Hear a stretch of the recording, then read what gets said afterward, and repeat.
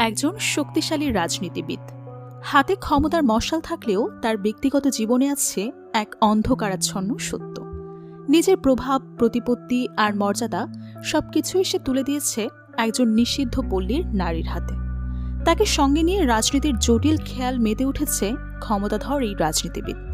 কিন্তু বাবার অবৈধ ভালোবাসা আর রাজনীতির নোংরা খেলা মেনে নিতে না পারায় মেয়ের হৃদয়ে জন্ম নেয় ক্ষোভ আর ঘৃণা, যা ক্রমশই পরিবর্তন হয় এক বেদনাদায়ক প্রতিশোধের আগুনে। বলছিলাম সম্প্রতি মুক্তিপ্রাপ্ত সিরিজ জুলিয়ের কথা। এই গল্পে ক্ষমতা, ভালোবাসা আর বিশ্বাসের বন্ধনের এক ধ্বংসাত্মক সংঘাত দেখানো হয়েছে। তো আর কথা না বাড়িয়ে শুরু করা যাক আজকের এক্সপ্লেনেশন। শুরুতেই আমরা দেখতে পাই তড়িৎ বসু নামের এক ব্যক্তির রাতের বেলা বাড়ি ফিরছিল। রাস্তায় হঠাৎ করে একটা লোক তার বাইক থামিয়ে তাকে জিজ্ঞেস করে সে সমবায় ব্যাংকে চাকরি করে কিনা। তড়িৎ বসু জবাবে হ্যাঁ জানায়। ঠিক ওই মুহূর্তে পেছন থেকে এক ব্যক্তি এসে তড়িৎ বসুর মাথায় হাত করে, আর সেখানে মৃত্যু হয় তড়িৎ বসুর। তারপরে লোকগুলো তড়িৎ বসুর মৃতদেহ মাটির নিচে পুঁতে রাখে। এর পরের দৃশ্যে আমরা দেখতে পাই একটা এনজিও সংস্থার 10 বছর পূর্তি উপলক্ষে একটা প্রোগ্রাম হচ্ছে। এই সংস্থার প্রধান কাজ হচ্ছে সেক্স ওয়ার্কারদের অধিকার সুনিশ্চিত করা সহ তাদের বিভিন্ন সুযোগ সুবিধার ব্যবস্থা করে দেওয়া। প্রোগ্রামটা হচ্ছে দর্জিপাড়া নামক একটা এলাকায়। এই এলাকার সংখ্যাগরিষ্ঠ মানুষ প্রস্টিটিউশন পেশার সাথে জড়িত। এই প্রোগ্রামে চিফ গেস্ট হিসেবে ইনভাইট করা হয়েছে জুলি নামের এক সোশ্যাল ওয়ার্কারকে। সে শুধু সেক্স ওয়ার্কারদের নিয়েই কাজ করে না, বরং সমাজের সমস্ত শ্রেণীর অসহায় মানুষের জন্যও কাজ করে। জুলি নিজেও একটা সময় এই পেশার সাথে ইনভলভ ছিল, তবে আজ তার জীবন সম্পূর্ণ পাল্টে গেছে। কিভাবে জুলির জীবন পাল্টে গেল তা আমরা ধীরে ধীরে জানতে পারব। প্রোগ্রামের স্টেজে উঠে জুলি উপস্থিত সকলের উদ্দেশ্যে বলে, আমি পড়াশোনা করতে চেয়েছিলাম, কিন্তু অনেক চেষ্টা করেও পড়াশোনা কমপ্লিট করতে পারিনি। একজন ক্লায়েন্ট যাওয়ার পর আরেকজন ক্লায়েন্ট আসার মাঝখানের সময়টুকুতেও পড়াশোনা করার চেষ্টা করতাম, কিন্তু শেষ পর্যন্ত পড়াশোনাটা আর হয়ে ওঠেনি। তবে আমি চাই দর্জিপাড়ার প্রতিটি ছেলে মেয়ে পড়াশোনা করুক। এখানকার ছেলে মেয়েদের জন্য একটা স্কুল এবং হোস্টেল বানানোর স্বপ্ন আমার অনেক দিনের, যাতে মায়েরা ব্যস্ত থাকলে সন্তানরা নিশ্চিন্তে পড়াশোনা করতে পারে। আমি কখনোই ভাবিনি এই স্বপ্নটা সত্যি করতে পারবো, তবে আজ আমার স্বপ্নটা সত্যি হয়েছে। জুলি সবাইকে একটা পেপার দেখায়। জুলির স্বপ্নের স্কুল এবং হোস্টেল অনুমোদন পেয়েছে। জুলি সবাইকে জানায় এই স্কুল এবং হোস্টেলে সেক্স ওয়ার্কারদের বাচ্চাদের থাকা, খাওয়া এবং পড়াশোনার সবকিছু ফ্রি। এরপর জুলি সেক্স ওয়ার্কারদের জন্য একটা সুখবর দেয়। জুলি জানায় যে সমস্ত মেয়েরা পড়াশোনা চালিয়ে যেতে চায় তাদের জন্য খুব শীঘ্রই সে একটা মর্নিং কলেজের ব্যবস্থা করবে। জুলির কথা শুনে সবাই ভীষণ খুশি হয়। জুলি তার এই খুশির দিনটা সেলিব্রেট করার জন্য সবাইকে কিছু উপহারও দেয়। এর পরের সিনে আমরা একটা পতিতালয়ের দৃশ্য দেখতে পাই। এখানে কাজ করে রিঙ্কু নামের একটা মেয়ে। রিঙ্কুর বয়স বর্তমানে 17 বছর। রিঙ্কু দীর্ঘদিন ধরে অপেক্ষা করছে 18 বছর হলেই নিজের ভালোবাসার মানুষের সাথে পালিয়ে অন্য কোথাও চলে যাবে। ভ্যালেন্টাইন ডের দিন রিঙ্কু তার ভালোবাসার মানুষের সাথে সেই পরিকল্পনাই করছিল। ওরা এটাও প্ল্যান করছিল বিয়ের পর হানিমুনে কোথায় যাবে। দুজনে একসাথে সময় কাটাচ্ছিল। ওই সময় হঠাৎ পতিতালয়ে পুলিশের রেইড পড়ে। পুলিশ রিঙ্কুর ঘরের দরজায় ধাক্কাধাক্কি করতে শুরু করে। রিঙ্কু দরজা খুলতে দেরি করায় পুলিশ দরজা ভেঙে ভেতরে ঢুকে রিঙ্কুর বয়ফ্রেন্ড রোহিতকে ধরে নিয়ে যায়। সেই সাথে সেখানে উপস্থিত সমস্ত কাস্টমারদেরকেও ধরে নিয়ে যায়। এর পরের সিনে আমরা জুলিকে দেখতে পাই। সঞ্জয় মিত্র নামের একজন পলিটিশিয়ানের সাথে জুলির সম্পর্ক। তাদের এই সম্পর্কে ভালোবাসা, বিশ্বাস, দায়িত্ববোধ সবই আছে, নেই শুধু বৈধতা। সঞ্জয় মিত্রের স্ত্রী সন্তান বর্তমান থাকা অবস্থায় সে জুলির সাথে পরকীয়ার সম্পর্কে লিপ্ত। ভ্যালেন্টাইন ডে উপলক্ষে সঞ্জয় জুলিকে একটা ডায়মন্ড রিং গিফট করে। জুলি সঞ্জয়কে জিজ্ঞেস করে, আমার জন্য তো ডায়মন্ড রিং নিয়ে এসেছ, বউয়ের জন্য কি কিনেছ? সঞ্জয় কোনো জবাব না দিয়ে হেসে উড়িয়ে দেয়। এরপর জুলি সঞ্জয়কেও একটা ঘড়ি গিফট করে। ওরা দুজন গাড়িতে করে কোথাও যাচ্ছিল। রাস্তায় গাড়ি থামিয়ে সঞ্জয় সিনহা নামের এক ব্যক্তিকে গাড়িতে তুলে নেয়। সিনহা কোনো একটা গুরুত্বপূর্ণ কথা বলার জন্য সঞ্জয়ের সাথে দেখা করতে চাচ্ছিল, কিন্তু গাড়ির ভেতর জুলিকে দেখে সিনহা তার গুরুত্বপূর্ণ কথা বলতে হেজিটেশন ফিল করে। তখন সঞ্জয় তাকে বলে, জুলির সামনে হেজিটেট ফিল করার কিছুই নেই, নিশ্চিন্তে বলতে পারো।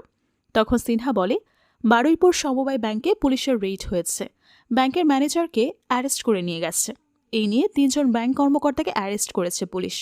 এই কেসের ইনভেস্টিগেশনের দায়িত্ব দেওয়া হয়েছে সিআইবিকে, তাই এক্ষেত্রে আমাদের কিছুই করার নেই। সবকিছু শুনে জুলি জিজ্ঞেস করে, কোন অফিসার কেস হ্যান্ডেল করছে? সিনহা জানায় সিআইবির সিনিয়র অফিসার সৌমিক শেখ কেসটা হ্যান্ডেল করছে। অন্যদিকে মিডিয়া ব্যাংকের ম্যানেজারদের গ্রেফতার হওয়ার ব্যাপারটা বেশ ফলাও করে প্রচার করছে। মিডিয়ার লোকজন রিপোর্ট করছে ফেক পেপার দিয়ে ব্যাংক থেকে প্রায় 400 কোটি টাকা লোন নেওয়া হয়েছে। রাজ্যের বড় বড় পলিটিশিয়ান লিডাররা এই স্ক্যামের সাথে জড়িত, এমনকি সঞ্জয় মিত্র এসবের সাথে জড়িত, কারণ এই রাজ্যে সমবায় ব্যাংকের দায়িত্বে আছে সঞ্জয় মিত্র। রিপোর্টাররা সিআইবি অফিসার সৌমিক শেখের কাছে কেসের ব্যাপারে জানতে চাইলে সৌমিক বলে এখনও ইনভেস্টিগেশন চলছে, এই মুহূর্তে কেসের ব্যাপারে কিছুই বলা যাবে না, সময় হলে ডিপার্টমেন্ট থেকে সবাইকে ডেকে নেওয়া হবে। রিপোর্টারদের ইগনোর করে সৌমিক নিজের অফিসে চলে যায়। সেখানে ইন্টারোগেশন রুমে বারুইপুর সমবায় ব্যাংকের ম্যানেজার কল্যাণ বাসুকে জিজ্ঞাসাবাদ করা হচ্ছিল। কল্যাণ বাসু ইন্টারোগেট অফিসারদের কাছে হাত জোর করে বলছিল, আমি জেনে বুঝে কোনো অপরাধ করিনি, আমি কখনো ঘুষ খাইনি। অফিসাররা তার কথা বিশ্বাস করে না, কারণ এই ব্যাংকেরই অ্যাসিস্ট্যান্ট ম্যানেজার তড়িৎ বসুর নিখোঁজ। অফিসাররা ধারণা করছে তড়িৎ বসু এসবের সাথে জড়িত, তাই ধরা পড়ার ভয়ে গা ঢাকা দিয়েছে। এসব দেখে সৌমিক তার অ্যাসিস্ট্যান্টকে বলে, এসব স্ক্যামের আসল অপরাধীকে ধরতে না পারলে এই সমস্ত ইনোসেন্ট মানুষগুলোর শাস্তি পাবে। সৌমিকের অ্যাসিস্ট্যান্ট জিজ্ঞেস করে, আপনার কি মনে হয় কল্যাণ বাসু ইনোসেন্ট? সৌমিক বলে, তাকে দেখে তো সেটাই মনে হচ্ছে। বড় বড় লিডাররা স্ক্যামের সাথে জড়িত না থাকলে এত কিছু কখনোই হতো না। অন্যদিকে সঞ্জয় মিত্র সবকিছু নিয়ে অনেক টেনশনে পড়ে যায়। ইলেকশনের আগে সঞ্জয় বেশ কিছু প্রজেক্ট শুরু করেছে, যাতে সাধারণ জনগণের কাছে তার একটা ভালো ইমেজ ক্রিয়েট হয়। কিন্তু এভাবে ব্যাংক রেড সহ বিভিন্ন জায়গায় ইনভেস্টিগেশন শুরু হওয়ায় সঞ্জয়ের সে সমস্ত প্রজেক্ট বন্ধ হওয়ার পথে। সঞ্জয়ের পার্টির দুজন লোকের সাথে সঞ্জয়ের অনেক ভালো রিলেশন আছে। একজন হচ্ছে অতীন, অন্যজন রঞ্জন। এই দুজনকে সঞ্জয় অনেক বিশ্বাস করে। সঞ্জয় অতীন, রঞ্জন এবং জুলির সাথে ডিসকাস করছিল কিভাবে কি করা যায়। অতীত সঞ্জয়কে বলে, যা কিছু হচ্ছে মোটেও ভালো হচ্ছে না। সমস্ত ইনভেস্টররা একে একে নিজেদেরকে সঞ্জয়ের প্রজেক্ট থেকে সরিয়ে নিচ্ছে। এমনটা চলতে থাকলে খুব শীঘ্রই হাই কমান্ড থেকে ডাক আসবে, আর এমনটা হলে সঞ্জয়কে হাই কমান্ডের কাছে জবাবদিহিতা করতে হবে। রঞ্জন বলে, টেনশনের কি আছে, জবাবদিহিতা করলে সোজাসুজি বলে দেবে টাকা নেই তাই প্রজেক্ট বন্ধ আছে। সঞ্জয় বলে, সবকিছু অতটা ইজি না। ইলেকশনের আগ মুহূর্তে আমাদের উপর প্রেশার ক্রিয়েট করার জন্য ইচ্ছাকৃতভাবেই এমনটা করা হচ্ছে।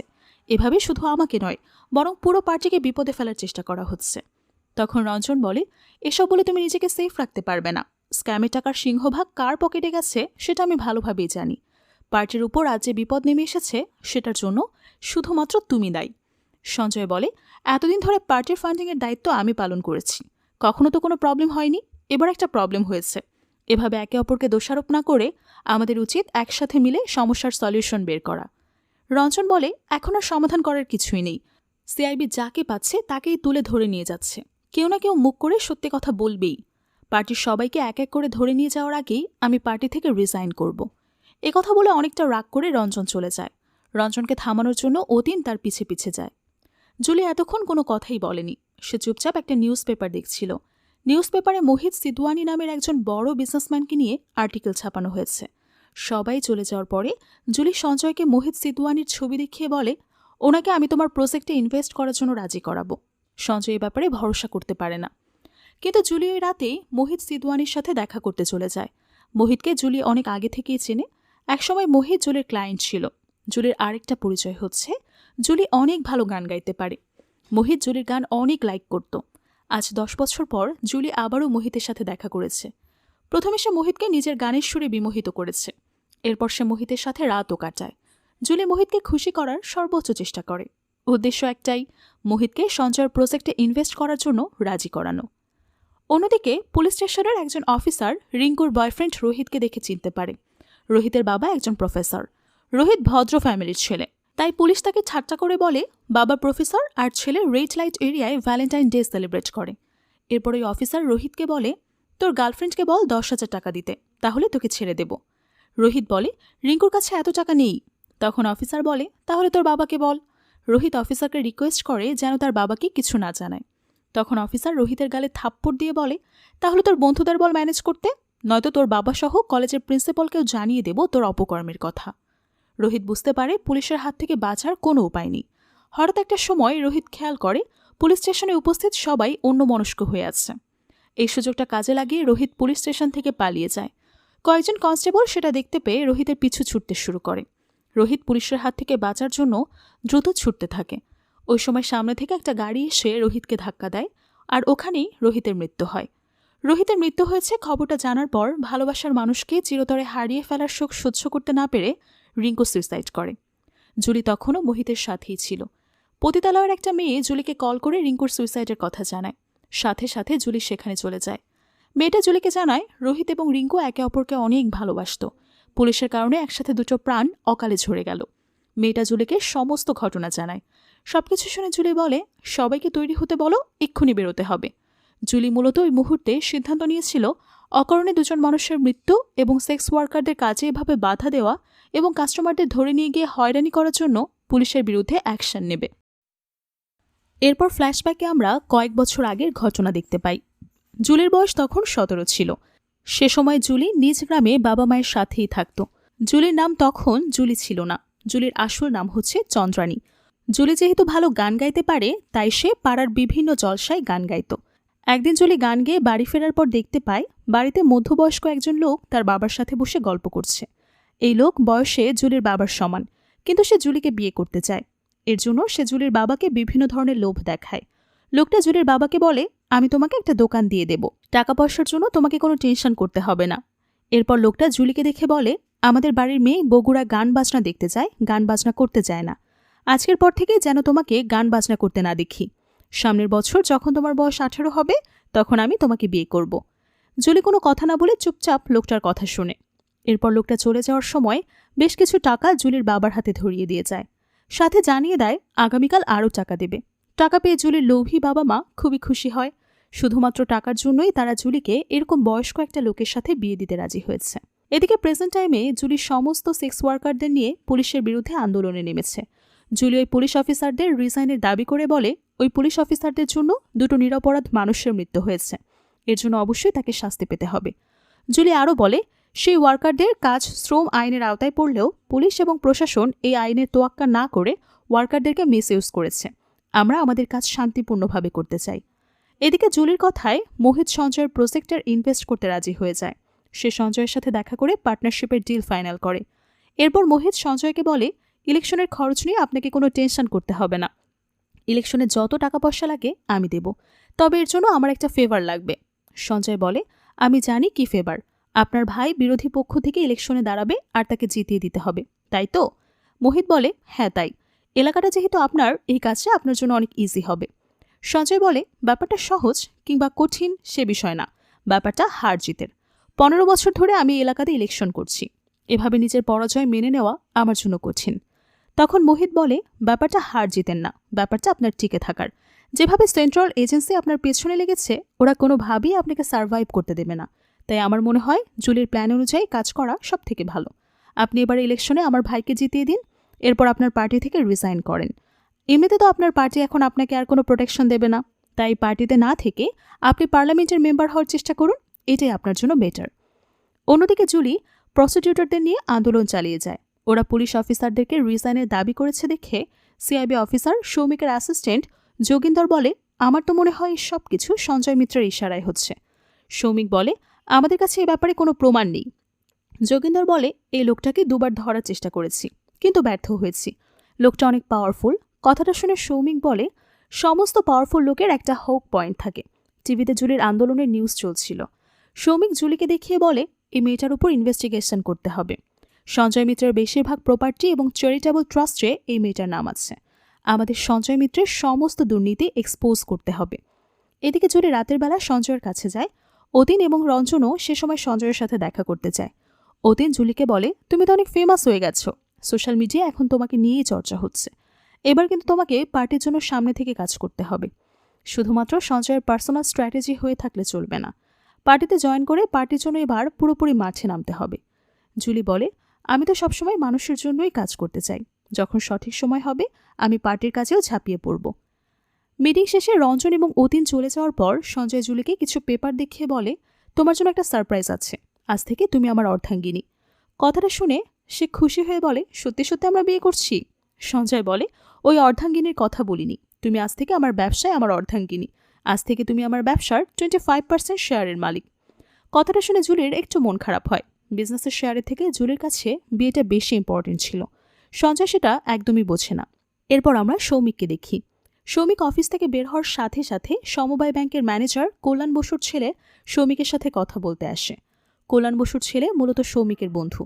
কল্যাণ বসুর ছেলে সৌমিককে বলে, যারা টাকা পয়সা আত্মসাৎ করলো তারা দিব্যে বাইরে ঘুরে বেড়াচ্ছে, আর আমার বাবা সৎভাবে কাজ করেও শাস্তি ভোগ করছে। যে মানুষটা তোমাকে নিজের ছেলের মতো স্নেহ করে তাকে কিভাবে তুমি আটকে রেখেছ? সৌমিক বলে, আমি জানি আঙ্কেল নির্দোষ, আমি তাকে নির্দোষ প্রমাণ করার চেষ্টা করছি, কিন্তু তুমি এখানে কেন এসেছ? কেউ যদি তোমাকে আমার সাথে দেখে ফেলে তাহলে কেসের সাথে জড়িয়ে আমাকে ফাঁসিয়ে দেবে। তুমি এখান থেকে যাও। সৌমিক যে ভয়টা পাচ্ছিল সেটাই হয়। কেউ একজন আড়াল থেকে সৌমিককে কল্যাণের ছেলের সাথে কথা বলা অবস্থায় ছবি তুলে নেয়, তবে সৌমিক ব্যাপারটা বুঝতে পারে না। ওই রাতে যোগেন্দর সৌমিককে সঞ্জয় মিত্রের গত 5 বছরের সমস্ত অডিটেড ব্যালেন্স শিট এবং অ্যাকাউন্ট স্টেটমেন্ট ম্যানেজ করে দেয়। সৌমিক যোগেন্দরকে বলে সঞ্জয়ের সমস্ত বিজনেসের উপর নজর রাখতে, এরপর জোরের এনজিও সংস্থার উপরেও নজর রাখতে বলে। সৌমিক ধারণা করে এই এনজিওর আন্ডারেই সঞ্জয় তার দুর্নীতি চালায়। যোগেন্দর বলে, এখানকার রাজনীতিবিদদের মধ্যে কোনো সততা নেই, সবাই শুধু লুটে পুটে খেতে ব্যস্ত। ওরা এসব নিয়ে কথা বলছিল, তখন একজন কনস্টেবল সৌমিককে কল করে জানায় সমবায় ব্যাংকের যে অ্যাসিস্ট্যান্ট ম্যানেজার মিসিং ছিল তার ডেড বডি পাওয়া গেছে। কেসটা সৌমিকের কাছে আরেকটু জটিল হয়ে যায়। তড়িৎ বসুর ডেড বডিটা পাওয়া গেছে সঞ্জয় মিত্রর প্রপার্টিতে।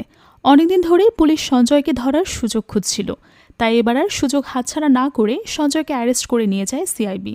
নিউজ চ্যানেলে সঞ্জয়ের অ্যারেস্টের নিউজ দেখে জুলি ব্যাপারটা জানতে পারে। সাথে সাথে সে ছুটে যায় মোহিতের কাছে।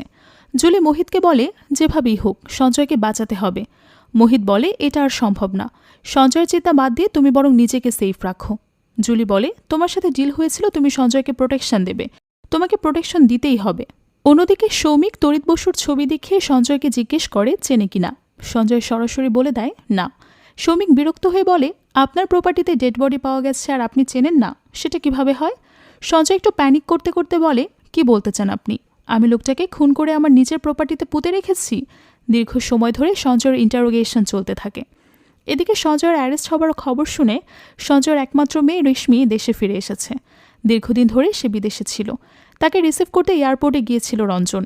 রেশমিকে নিয়ে বাড়ি ফেরার সময় রঞ্জন রেশমিকে বলে, তুমি তো অনেক দিন পর বাড়ি ফিরছ, তুমি হয়তো জানো না বাড়ির অবস্থা আগের মতো নেই। রেশমি বলে, আগের মতো থাকলে কি আর বাবাকে সিআইবি অফিসে যেতে হতো? আসলে বাবার চারপাশে অনেক ভাইরাস ছড়িয়ে পড়েছে, আগে সেগুলোকে স্যানিটাইজ করতে হবে। রেশমি মূলত সঞ্জয়ের চারপাশের মানুষদের কথা বলছে। এসব শুনে রঞ্জন বলে, রাজনীতি এত সহজ বিষয় না, রাজনীতি করতে হলে অভিজ্ঞতা থাকতে হয়। রেশমি বলে, আমি মিত্র পরিবারের মেয়ে, এমনিতে আমার অভিজ্ঞতা আছে, এখন থেকে বাবার সমস্ত পলিটিক্যাল প্ল্যানিং আমিই করব। রঞ্জন বলে, সঞ্জয়কে এতে রাজি হবে? এখন তো সঞ্জয়ের সব সিদ্ধান্ত জুলি নেয়। রেশমি বলে, সমাজে সব মানুষের নির্দিষ্ট জায়গা থাকে, আমার জায়গা বাবার পাশে তার কাজে, আর জুলির জায়গা। কথাটা সম্পূর্ণ করে না রেশমি। অন্যদিকে ইন্টারোগেশন রুমে অফিসাররা বিভিন্নভাবে সঞ্জয়কে ম্যানিপুলেট করার চেষ্টা করে যেন সঞ্জয় ব্যাংকের স্ক্যামের অপরাধ স্বীকার করে নেয়, কিন্তু সঞ্জয় কিছুতেই অফিসারদের কথায় প্রভাবিত হয় না, সে নিজের কথায় অনড় থাকে। এসব দেখে সৌমিক অনেক বিরক্ত হয়। সৌমিক বলে, অনেক কষ্টে ওকে ধরতে পেরেছি, এত সহজে ছাড়ব না, আমাদেরকে সময় নিয়ে ইন্টারোগেশন করতে হবে। সৌমিকের কথা শেষ না হতেই তার ফোনে একটা কল আসে। কলটা করেছে পুলিশের একজন সিনিয়র অফিসার। অফিসার সৌমিককে বলে সঞ্জয়কে ছেড়ে দেওয়ার জন্য। মূলত জুলি সঞ্জয়কে ছাড়ানোর ব্যবস্থা করেছে। সৌমিকের ইচ্ছে না থাকা সত্ত্বেও সে সঞ্জয়কে ছেড়ে দেয়। ছাড়া পেয়ে সঞ্জয় প্রেস ব্রিফিং করে। সেখানে সে রিপোর্টারদের উদ্দেশ্য করে বলে, সেন্ট্রাল এজেন্সির লোকেরা নিজেদের কাজের দক্ষতা প্রমাণ করার জন্য আমাদের মতো নেতাদের হয়রানি করে, যাতে সবাই বুঝতে পারে তারা কিছু করেছে। ব্যাংকের যে স্ক্যাম হয়েছে তাতে আমার কোনো হাত নেই, সমস্ত ব্যাংক কন্ট্রোল করে সেন্ট্রাল গভর্নমেন্ট, তাই আমাকে এই সমস্ত মিথ্যা স্ক্যামের সাথে ফাঁসিয়ে কোনো লাভ হবে না। সঞ্জয় সাংবাদিকদের কোনো প্রশ্ন করার সুযোগ না দিয়ে নিজের কথাগুলো বলে চলে যায়। এরপর সঞ্জয় জুলি এবং মোহিতের সাথে কথা বলে। তখনই রেশমি সঞ্জয়ের কাছে এসে বলে, আমি তোমার সাথে একা কিছু কথা বলতে চাই। জুলি বাবা মেয়েকে প্রাইভেসি দিয়ে বাইরে চলে যায়, কিন্তু রেশমি ভেতরে চিৎকার করে বলতে থাকে, এই স্কটটাকে কেন তুমি বিজনেসে শেয়ার দিয়েছ? সঞ্জয় রেশমিকে থামানোর চেষ্টা করে, কিন্তু রেশমি আরও বেশি চিৎকার করে বলে, স্কটকে স্কট বলবো না তো কি বলবো? জুলি কথাগুলো বাইরে থেকেই শুনতে পায়। সঞ্জয় রেশমিকে বোঝানোর চেষ্টা করে জুলিকে সে যে অধিকারগুলো দিয়েছে সেগুলো সে নিজ যোগ্যতায় অর্জন করেছে, কিন্তু রেশমি তার কোনো কথাই শোনে না। রেশমি বেশ কিছুক্ষণ চিৎকার চেঁচামেচি করে চলে যাওয়ার সময় জুলিকে উদ্দেশ্য করে বলে, কেউ যদি নিজের স্থান বুঝতে না পারে তাহলে কিভাবে বোঝাতে হয় আমার জানা আছে। পরদিন জুলির জন্মদিন। জুলি সেজেগুজে অপেক্ষা করছিল সঞ্জয়ের জন্য। কিন্তু সঞ্জয় জুলিকে কল করে জানায় পারিবারিক প্রবলেমের কারণে সে আজ আসতে পারবে না। এই ব্যাপারটা জুলির ইগো হার্ট হয়। সঞ্জয় জুলির কাছে ব্যাপারটার জন্য ক্ষমা চায়। তখন জুলি বলে, একজন সামান্য স্কটের কাছে কেন ক্ষমা চাচ্ছ? সঞ্জয় কল কেটে দিয়ে জুলি একা একা কেক কেটে নিজের বার্থডে সেলিব্রেট করে। ঠিক ওই সময় জুলির সাথে দেখা করতে আসে সৌমিক। সৌমিক নিজের পরিচয় দিয়ে জুলিকে বলে, আজ না হয় কাল সঞ্জয় মিত্রকে জেলে যেতে হবে, আর সঞ্জয় জেলে গেলে সাথে আপনাকেও যেতে হবে। আমি চাই না আপনি জেল খাটুন, তাই বলছি আপনি সঞ্জয়ের বিরুদ্ধে সাক্ষী দিন। আমি কথা দিচ্ছি আপনার উপর কোনো আঁচও আসবে না। সৌমিকের এসব কথা শুনে বলে, আপনি কি আমাকে জ্ঞান দিতে এসেছেন? সৌমিক বলে, পলিটিক্যাল লিডাররা সবাই একরকম হয়, ওরা আপনাকে নিজের প্রয়োজন অনুযায়ী ইউজ করবে, এরপর ছুঁড়ে ফেলে দেবে। আর আমি জ্ঞান দিতে আসিনি, আপনাকে ওয়ার্নিং দিতে এসেছি। এ কথা বলে সৌমিক চলে যায়। এদিকে পুলিশ তড়িৎ বসুর খুনিদেরকে ধরে ফেলেছে। সৌমিক ওদের কাছে জানতে চায় সঞ্জয় ওদেরকে খুন করার অর্ডার দিয়েছে কিনা। ওরা কোনো জবাব দেয় না। সৌমিক ওদেরকে অনেক মারধর করে, কিন্তু তবুও ওরা সঞ্জয়ের নাম নেয় না। এরপর আমরা জুলির অতীতের কিছু দৃশ্য দেখতে পাই। একজন তাইওয়াফের মাধ্যমে জুলি নিষিদ্ধ জীবনে পা রেখেছিল। সেই তাইওয়াফ জুলিকে নিজের মেয়ে হিসেবে সকলের সামনে পরিচয় করিয়ে দিয়েছিল। ধীরে ধীরে জুলি প্রফেশনাল হয়ে ওঠে। একটা সময় রিদিম নামের একটা কাস্টমারের সাথে তার সখ্যতা গড়ে ওঠে। রিদিম জুলির গানের ফ্যান ছিল। রিদিম একজন মিউজিক কম্পোজার। একদিন রিদিম জুলিকে প্রপোজাল দেয় সিনেমার জন্য গাইতে। জুলি বিশ্বাস করতে পারে না সে সিনেমায় গান গাইবে। রিদিম তাকে আশ্বস্ত করে সে সব কিছুর ব্যবস্থা করে ফেলেছে। সিন প্রেজেন্ট টাইমে চলে আসে। অতীন জুলিকে বলে, এই সিআইবি অফিসার সৌমিক একটা না একটা ঝামেলা করবেই, ওকে কিভাবে থামানো যায় চিন্তা করো। জুলি বলে, সবাইকে তো ঘুষ দিয়ে কেনা যায় না। অতীন বলে, তাহলে তুমিই দেখো কিভাবে থামাবে। জুলি বলে, মদন নামের একটা ছেলে রেখেছি, সে দিনরাত সৌমিকের উপর নজর রাখছে। এরপর জুলি এবং অতীন সঞ্জয়ের কাছে যায়। সেখানে রঞ্জনকেও ডাকা হয়। সঞ্জয় অতীন এবং রঞ্জনকে জানিয়ে দেয় সে সিদ্ধান্ত নিয়েছে তার একটা এলাকার মোহিতের ভাইকে ইলেকশনে জিতিয়ে দেবে। এতে করে মোহিত তাকে সব ধরনের প্রোটেকশন দেবে। এই ব্যাপারটা রঞ্জন মেনে নিতে পারে না, সে সঞ্জয়ের বিরোধিতা করে। জুলি জানায় এটা ছাড়া আর কোনো উপায় নেই। মোহিত সিদওয়ানি প্রোটেকশনের পাশাপাশি ফান্ডিংও দিচ্ছে। জুলির কথা শুনে রঞ্জন বলে, এগুলো তাহলে তোমার প্ল্যান, তুমি নিজে তো ডুববেই, সাথে আমাদের সবাইকে নিয়ে ডুববে। সঞ্জয় বলে, জুলি যা করছে পার্টির ভালোর জন্যই করছে। এ সময় সঞ্জয়ের কাছে পুলিশের স্টেশন থেকে কল আসে। পুলিশ সঞ্জয়কে জানিয়ে দেয় তার বিরুদ্ধে অ্যারেস্ট ওয়ারেন্ট হয়েছে। ফোন রেখে সঞ্জয় সবাইকে উদ্দেশ্য করে বলে, আমাকে কিছুদিনের জন্য জেলে থাকতে হবে। আমার অবর্তমানে আমার সমস্ত সিদ্ধান্ত জুলি নেবে। রঞ্জন সঞ্জয়ের এই সিদ্ধান্তে খুশি হয় না, কিন্তু সঞ্জয়ের সিদ্ধান্ত মেনে নেওয়া ছাড়া তার আর কিছুই করার নেই। কিছুক্ষণের মধ্যে সৌমিক এসে সঞ্জয়কে অ্যারেস্ট করে নিয়ে যায়। এমন সিচুয়েশনে জুলি অনেকটাই দিশেহারা হয়ে পড়ে। সে কাঁদতে কাঁদতে মোহিতের কাছে যায়। জুলি মোহিতকে বলে সঞ্জয়কে বাঁচাতে। মোহিত বলে, তোমার কথা শুনে সঞ্জয়ের কোম্পানিতে ইনভেস্ট করে আমি ভুল করেছি। সেন্ট্রাল এজেন্সি এখন আমাকেও জিজ্ঞাসাবাদের জন্য ডাকছে। ওদের নেক্সট টার্গেট তুমি, তাই আগে নিজে বাঁচো। মোহিতের কথা শুনে জুলি হতাশ হয়ে বসে পড়ে। সে মোহিতকে জিজ্ঞেস করে, তুমি আগে থেকেই সব জানতে, তাই না? মোহিত কোনো জবাব দেয় না। এদিকে নিউজ চ্যানেলগুলোতে অনবরত সঞ্জয়কে নিয়ে নিউজ হয়েই যাচ্ছে। নিউজে বারবার বলা হচ্ছে ব্যাংক স্ক্যামের পাশাপাশি মার্ডারের এলিগেশন আছে সঞ্জয়ের উপরে। এসব কথা শুনে রেশমি বাবার জন্য টেনশন করতে থাকে। রেশমি রঞ্জনকে বলে, যেভাবেই হোক বাবাকে বের করতে হবে, দরকার হয় আমি তোমার সাথে পার্টি অফিসে গিয়ে কথা বলবো। তখন রঞ্জন বলে, তোমার বাবা কি প্ল্যান করেছে সেটা যদি তুমি জানতে তাহলে এমন কথা বলতে না। এই সব কিছু হচ্ছে জুলির কারণে। তোমার বাবা জুলির ফাঁদে পড়েছে। রেশমি রঞ্জনের কথা কিছুই বোঝে না। তখন রঞ্জন তাকে সব ঘটনা জানায়। পরদিন রেশমি রঞ্জনকে সাথে নিয়ে পার্টি অফিসে যায়। রেশমি পার্টির চেয়ারম্যান অর্থাৎ বর্তমান হোম মিনিস্টারকে জানিয়ে দেয় সঞ্জয় এবং জুলি প্ল্যান করেছে মোহিতের ভাইকে ইলেকশনে জিতিয়ে দেবে। বিনিময়ে মোহিত সঞ্জয়কে প্রোটেকশন দেবে। হোম মিনিস্টার এসব শুনে অনেক অবাক হয়। রেশমি বলে, বাবা আমাকে শিখিয়েছিল পরিবারের থেকে পার্টির গুরুত্ব বেশি। বাবা নিজের কথা রাখতে পারেনি, কিন্তু আমি রাখবো। মূলত এই কাজটা করে রেশমির হোম মিনিস্টারের বিশ্বাস অর্জন করে পার্টিতে একটা পাকাপোক্ত জায়গা করে নিতে চাচ্ছিল।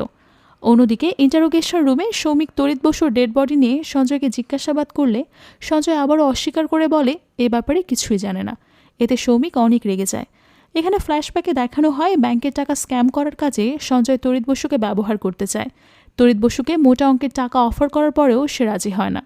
তাই সঞ্জয় তার লোকজনদের বলেছিল তড়িৎ বসুকে হত্যা করতে। তড়িৎ বসুর সাথে যা হয়েছে পুরোটাই সঞ্জয়ের অর্ডারেই হয়েছে। প্রেজেন্ট টাইমে সৌমিক সঞ্জয়কে হোম মিনিস্টারের প্রেস ব্রিফিংয়ের একটা ভিডিও দেখায়, যেখানে হোম মিনিস্টার বলছিল সঞ্জয় পার্টির একজন কর্মী মাত্র। সে যদি অপরাধ করে থাকে তাকে শাস্তি পেতে হবে। আমাদের পার্টি পুলিশের কাজে কোনো হস্তক্ষেপ করবে না। আমরা চাই প্রকৃত অপরাধীর শাস্তি পাক। মূলত রেশমির কাছে সঞ্জয়ের প্ল্যানের ব্যাপারে জানার পর হোম মিনিস্টার এমন বিবৃতি দিয়েছে। এই ভিডিওটি দেখার পর সঞ্জয় বুঝতে পারে পার্টি আর তার পাশে নেই। সঞ্জয় অনেক সিক হয়ে পড়ে। ওই মুহূর্তেই তার হার্ট অ্যাটাক হয়। সৌমিক তাকে দ্রুত হসপিটালে নিয়ে যাওয়ার ব্যবস্থা করে। সেই সাথে সঞ্জয়ের বাড়ির লোকদেরকেও খবর দেওয়া হয়। জুলি, রেশমি, অতীন এবং রঞ্জন খবর পাওয়া মাত্র ছুটে যায় হসপিটালে। ডক্টর জানায় সঞ্জয় স্ট্রোক করেছিল, তবে লাকিলি সার্ভাইভ করেছে। কিন্তু সঞ্জয়ের পুরোপুরি সুস্থ হতে অনেক টাইম লাগবে।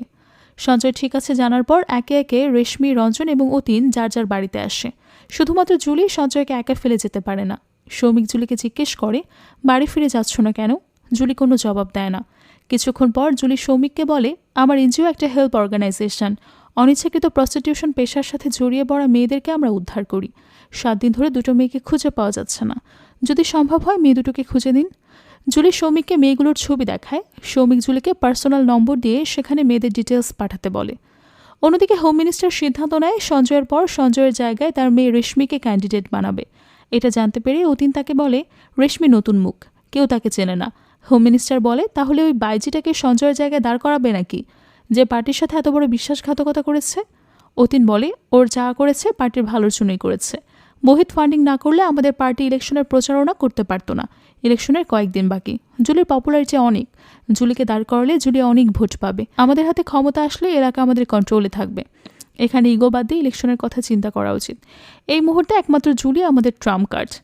এদিকে জুলি সৌমিকের উপর নজর রাখার জন্য যে লোককে রেখেছিল সে জুলির কাছে সৌমিকের কিছু ছবি পাঠায়। সেখানে সৌমিকের সাথে কল্যাণের ছেলেও ছিল। সৌমিক কল্যাণকে বাঁচানোর চেষ্টা করেছে। এ ব্যাপারটার প্রমাণ এখন জুলির হাতে চলে এসেছে। জুলি সঞ্জয়কে দেখতে হসপিটালে যাচ্ছিল।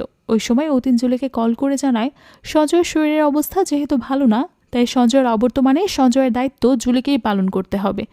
জুলির তখন মনে পড়ে সঞ্জয় নিজেও একদিন এই কথাই বলেছিল যে আমার অবর্তমানে আমার সমস্ত দায়িত্ব জুলি নেবে। হসপিটালে যেতে যেতে জুলি খেয়াল করে রাস্তায় সঞ্জয়ের একটা পোস্টার বাঁকা হয়ে আছে। জুলি গাড়ি থেকে নেমে সেটা সোজা করে দেয়। এরপর সে হসপিটালে সঞ্জয়ের কাছে আসে। সে সঞ্জয়ের পাশে চুপচাপ বসে থাকে। এরপর আমরা ফ্ল্যাশব্যাকে জুলির অতীতের ঘটনা দেখি। রিদিম তার কথা অনুযায়ী সিনেমার জন্য জুলির গান রেকর্ড করছিল। জুলি অনেক এক্সাইটেড ছিল এই ভেবে যে নামকরা একজন হিরোইন তার গানের সুর মেলাবে। কিন্তু কিছুদিন পরেই রিদিম জুলিকে জানায় সবাই তার গান পছন্দ করেছিল, কিন্তু ডিরেক্টর কোনোভাবে জানতে পেরেছে জুলি একজন বাইজি, তাই ডিরেক্টর জুলির গান সিনেমায় রাখতে চাচ্ছে না। এ কথা শুনে জুলি অনেক কষ্ট পায়। সে অনেক ভেঙে পড়ে। সঞ্জয়ের ডক্টর জানায় সঞ্জয়ের লেফট সাইড রেসপন্স করছে না। এছাড়া সব ওকে। এই মুহূর্তে সঞ্জয়কে বাড়ির পরিবেশে রাখলে ভালো হবে। জুলি বলে, সঞ্জয়কে আমি আমার সাথে নেব। সাথে সাথে রেশমি বাধা দিয়ে বলে, বাবাকে আমি নেব। জুলি এটা মানতে চায় না। তখন রেশমি বলে, তুমি বাবার মিস্ট্রেস। বাবাকে ভুলভাল বুঝিয়ে কতগুলো পেপার সাইন করে নিয়েছ। এখন প্রপার্টি লোভে বাবাকে নিজের কাছে রাখতে চাইছো? জুলি রেগে গিয়ে বলে, এতদিন কোথায় ছিলে তুমি? সঞ্জয় যতবার সিক হয়েছে আমি সুস্থ করেছি। এখানে দুজনের মধ্যে কথা কাটাকাটি হয়। অতীন জুলিকে থামিয়ে দিয়ে বলে, রেশমি সঞ্জয়কে সাথে নিয়ে যাবে। মেয়ে হিসেবে এটা তার অধিকার। জুলি আর কোনো জবাব দিতে পারে না, কারণ সঞ্জয়ের সাথে তার যে সম্পর্ক তাতে কোনো অধিকার নেই। রেশমি জুলির সামনে দিয়ে সঞ্জয়কে নিয়ে চলে যায়।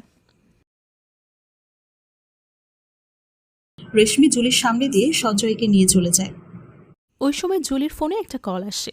তাকে জানানো হয় যে কোনো সময় তাকে ইন্টারোগেশনের জন্য ডাকা হতে পারে, তাই সে যেন অবশ্যই সতর্ক থাকে।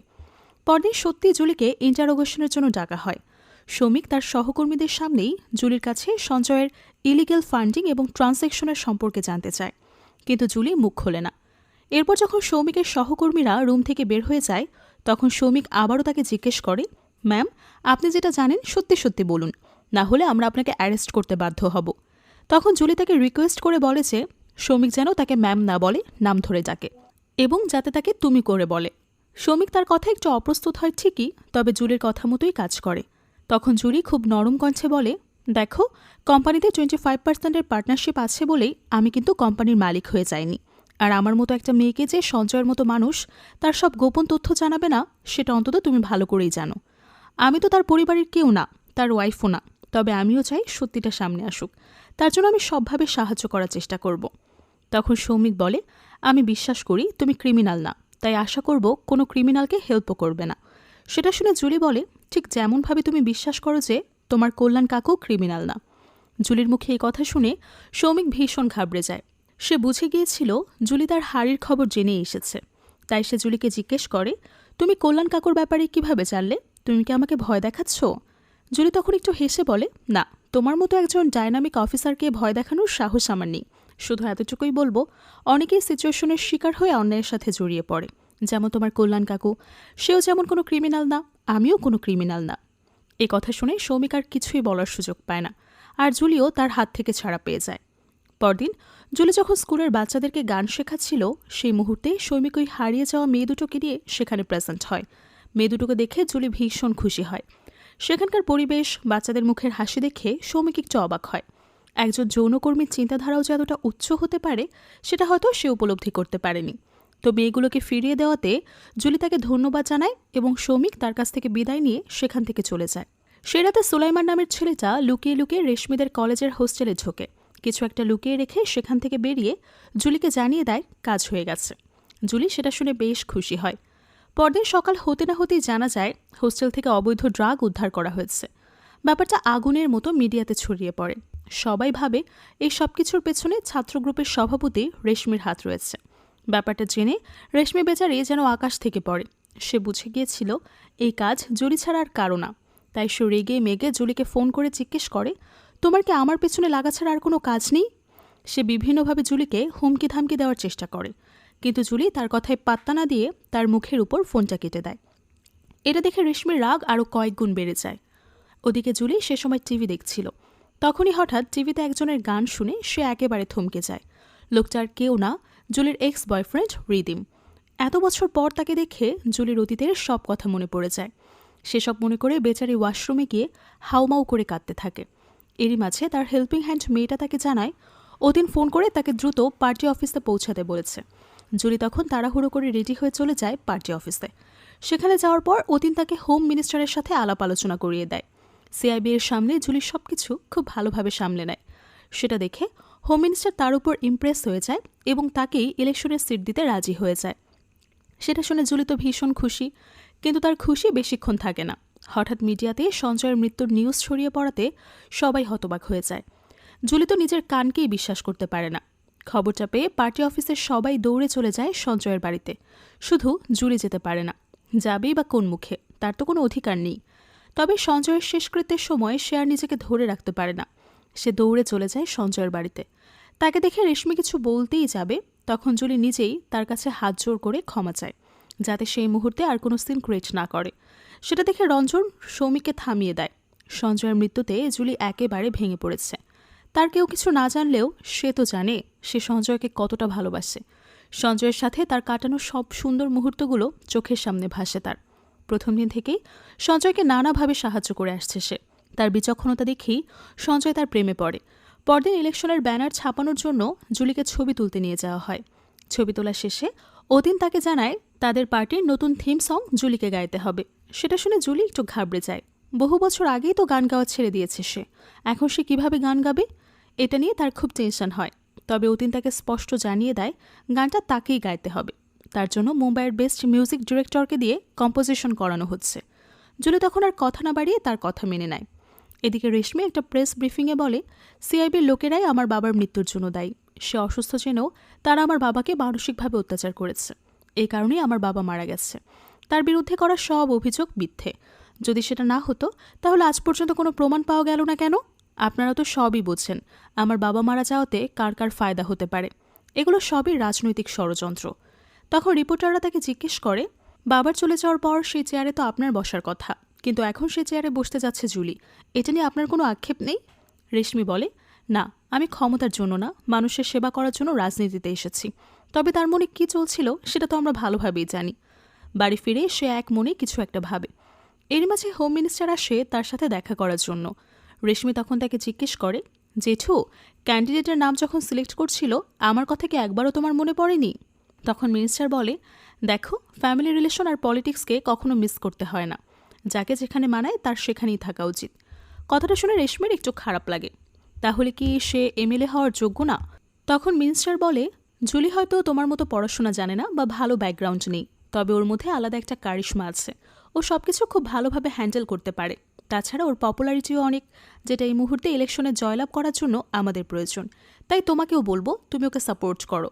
এসব ছোটোখাটো এমএলএর পদ তোমার জন্য না। এখন তুমি জুলিকে সাপোর্ট করলে পাবলিক সিম্প্যাথি ব্যবহার করে পরবর্তীতে সরাসরি পার্লামেন্টে যেতে পারবে। এই কথা শুনে রেশমি জুলিকে সাপোর্ট করতে শুরু করে, তার সাথে ইলেকশনের প্রচারণায় নেমে পড়ে। মঞ্চে দাঁড়িয়ে সে সবাইকে উদ্দেশ্য করে বলে, আমার বাবা গত 15 বছর ধরে আপনাদের সেবা করেছেন। আজ আমার বাবা নেই, তাই আমি আপনাদের সামনে এসে দাঁড়িয়েছি। আপনাদের কাছে রিকোয়েস্ট করব, অন্তত আমার মুখের দিকে তাকিয়ে হলেও আপনারা জুলিকে ভোট দিন। তার কথা শুনে মনে হচ্ছিল তার দয়া ছাড়া জুলি ইলেকশনে জিততেই পারবে না, আর সেটা ভেবে জুলি মনে মনে হাসে। পলিটিক্সের জগতে রেশমি একেবারেই নতুন। সে তো আর জানে না যে জুলির কোন ব্যাকগ্রাউন্ডের প্রয়োজন হয় না, সে নিজের দমেই ইলেকশন জিততে পারবে। তবে জুলির সাথে রেশমির এত খাতির দেখে সবাই একটু অবাক হয়। রঞ্জন গিয়ে রেশমিকে জিজ্ঞেস করে, হঠাৎ জুলিকে এত ভালো লাগতে শুরু করলো কেন তোমার? রেশমি বলে, কোনো এক মহান মানুষ বলেছেন শত্রুকে বন্ধুর থেকেও বেশি কাছাকাছি রাখতে হয়, যাতে তার প্রত্যেকটা চালের উপর নজর রাখা যায়। সে ভেবেছিল সে একাই চালাক, তবে জুলি যে আগে থেকে তারই চালাকি ধরে ফেলেছে সেটা রেশমির জানা ছিল না। যাই হোক, তারা একসাথে থেকেও নিজেদের মতো করে নিজেদের উদ্দেশ্য সাধনের চেষ্টা করে যায়। একদিন একটা রেডিও চ্যানেলে জুলিকে ইন্টারভিউর জন্য ডাকা হয়। সেখানে আরজে মেয়েটাকে তার ছোটবেলার ব্যাপারে জিজ্ঞেস করলে জুলি বলে, আমার ছোটবেলা খুবই সাধারণ, পড়াশোনায় বেশ ভালোই ছিলাম, তবে পড়াশোনা থেকেও বেশি ভালোবাসতাম গানকে। বিভিন্ন মহলার অনুষ্ঠানে গান গেয়ে বেড়াতাম। তখন আরজে জিজ্ঞেস করে, তুমি কি একা গাইতে নাকি সাথে কেউ ছিল? জুলি বলে, না, আমার সাথে ইসমাইল নামের একটা ছেলে ডুয়েট করত। কথা বলতে বলতে সে আবারও অতীতে হারিয়ে যায়। তার জীবনের প্রথম ভালোবাসার নাম ইসমাইল। দুজনের শখ ছিল গান গাওয়া। ইসমাইলের ইচ্ছে ছিল জুলি তথা চন্দ্রানীকে কলকাতায় নিয়ে গিয়ে গান গাওয়াবে। তার বিশ্বাস ছিল চন্দ্রানী একদিন অনেক বড় গায়িকা হতে পারবে, কিন্তু চন্দ্রানীর বাবা এসব পছন্দ করত না। সে তো উল্টো তার মেয়েটাকে টাকার বিনিময়ে এক বাবার বয়সের লোকের সাথে বিয়ে দিচ্ছিল। তাই চন্দ্রানী একদিন ইসমাইলকে নিয়ে পালানোর সিদ্ধান্ত নেয়। তারা রাতের অন্ধকারে পালিয়ে বাস স্ট্যান্ডে চলে আসে, কিন্তু বাসে ওঠার আগেই একদল গুন্ডা এসে ইসমাইলের উপর অ্যাটাক করে দেয়। চন্দ্রানী তখন আড়াল থেকে এই সব কিছু দেখে বেশ ভয় পেয়ে যায়। তার চোখের সামনেই লোকগুলো ইসমাইলকে নির্মমভাবে হত্যা করে। চন্দ্রানী বুঝে উঠতে পারছিল না সে এখন কি করবে। কোনো উপায়ন্তর না পেয়ে সে একটা ট্রাকের ভেতর উঠে লুকিয়ে পড়ে, আর সেই ট্রাকটা তাকে নিয়ে আসে যৌনতার এই অন্ধকার জগতে। তখন থেকে একটু একটু করে সেই সরল সোজা চন্দ্রানী হয়ে ওঠে সবার পরিচিত মুখ জুলি। জুলি ঘটনাগুলো আরজেকে শোনায়। অন্যদিকে সৌমিক প্রতিনিয়ত জুলির কথাই ভেবে যাচ্ছে। তার জাদুর হাত থেকে বেচারা সিআইবি অফিসারও ছাড় পায় না। জুলির ভেতর সে যেন অন্য এক মানুষকে আবিষ্কার করে। অন্যদের কাছে যে মেয়েটা শুধুই ভোগ্যপণ্য, সৌমিকের কাছে সেও হয়ে ওঠে মহামূল্য। তাই সে একদিন জুলিকে তার বাড়িতে ইনভাইট করে। অন্যদিকে যোগিন্দরকে কেসের ব্যাপারে ইনফরমেশন দেবে বলে মোহিত তার হোটেলে ডেকে পাঠায়। সেখানে গিয়ে যোগিন্দার দেখতে পায় রেশমি তার জন্য ওয়েট করছে। তাকে দেখে যোগিন্দার খুব রেগে যায়। রেশমি বলে, এত রাগবেন না, কথা আছে, আর কথাই বলে শত্রুর শত্রু বন্ধু হয়। বর্তমানে আমাদের দুজনের শত্রুই হচ্ছে জুলি। তাকে পাকড়াও করার জন্য আমাদের সাহায্য আপনার প্রয়োজন।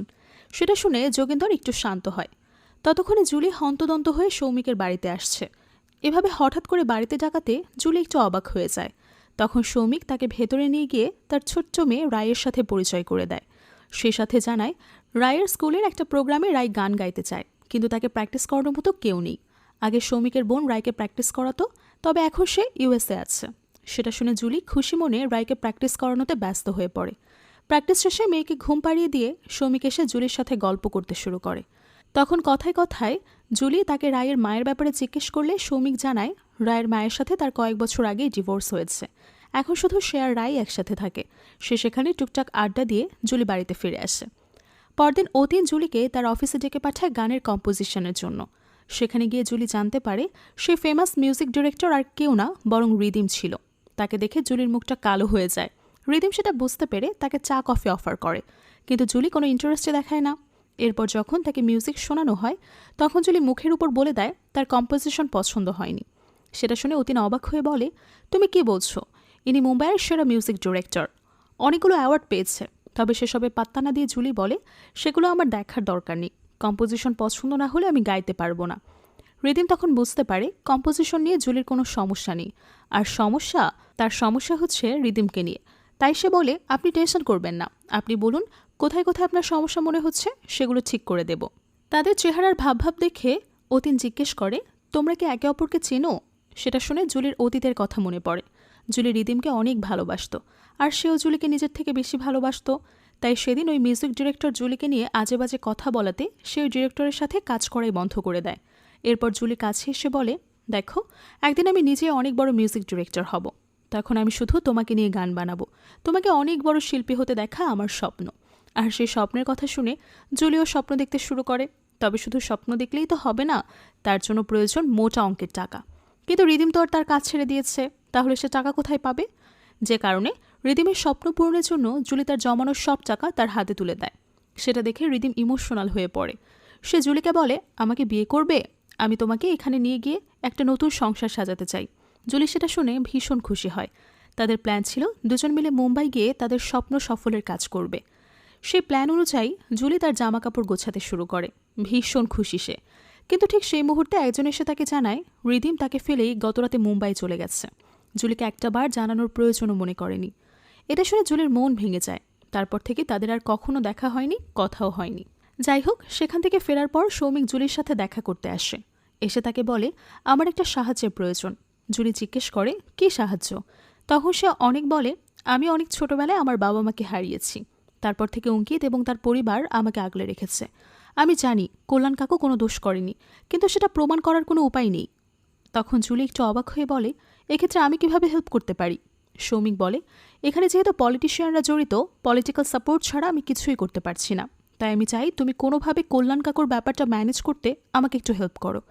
এসব কথা বলতে বলতেই সৌমিকের কাছে যোগেন্দরের কল আসে। সৌমিক তাকে বলে, আমি এক্ষুনি অফিসে আসছি। রাইকে স্কুল থেকে পিক করতে একটু লেট হয়ে গেল। অর্থাৎ সে মেয়েকে স্কুল থেকে বাড়ি নিয়ে আসার বাহানায় জুলির সাথে দেখা করতে এসেছে। সেটা শুনে জুলি একটু অবাক হয়ে যায়, সে সাথে বেশ খুশিও। এমন সময় হঠাৎ তাদের ডোরবেল বেজে উঠলে জুলি গিয়ে দরজা খোলে। তারা দেখতে পায় বাইরে যোগেন্দর দাঁড়িয়ে আছে। অর্থাৎ সে শুরু থেকেই সৌমিককে ফলো করছিল। ধরা পড়ে যাওয়াতে সৌমিকে ভীষণ ঘাবড়ে যায়।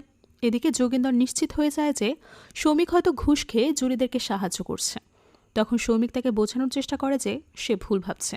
সে কল্যাণীকে বাঁচানোর জন্য জুলির সাহায্য নিতে গিয়েছে। সেটা শুনে যোগেন্দার আরও বেশি ক্ষেপে যায়। সে বলে, ধরলাম কল্যাণবাবু নির্দোষ, কিন্তু তাকে বাঁচাতে গিয়ে আপনি আর একজন ক্রিমিনালের সাহায্য নিচ্ছেন কেন? জুলিকে ক্রিমিনাল বলাতে সৌমিক তার উপর ভীষণ রেগে যায়। সেটা দেখে যোগেন্দর বুঝে যায় যে সৌমিক জুলির প্রেমে হাবুডুবু খাচ্ছে। তখন সে রেশমিকে গিয়ে বলে, তুমি ঠিক বলেছিলে, তবে তুমি আমাকে সাহায্য করছো কেন? আসলে রেশমি তাকে ইনফরমেশন দিয়ে জুলির বাড়িতে পাঠিয়েছে। তো সে যোগেন্দারকে বলে তাকে সাহায্য করার কারণটা রেশমির পার্সোনাল, তাই সে সেটা শেয়ার করতে চায় না। এরপর সে যোগেন্দারকে জুলির বিরুদ্ধে আরও কিছু প্রমাণ দিয়ে দেয়। সেটা যোগেন্দার নিজের কাছে রেখে দেয়। সেই সাথে বলে, তুমি আমাকে সাহায্য করছো বলে এটা ভেবো না আমি তোমার পাপেট হয়ে গেছি।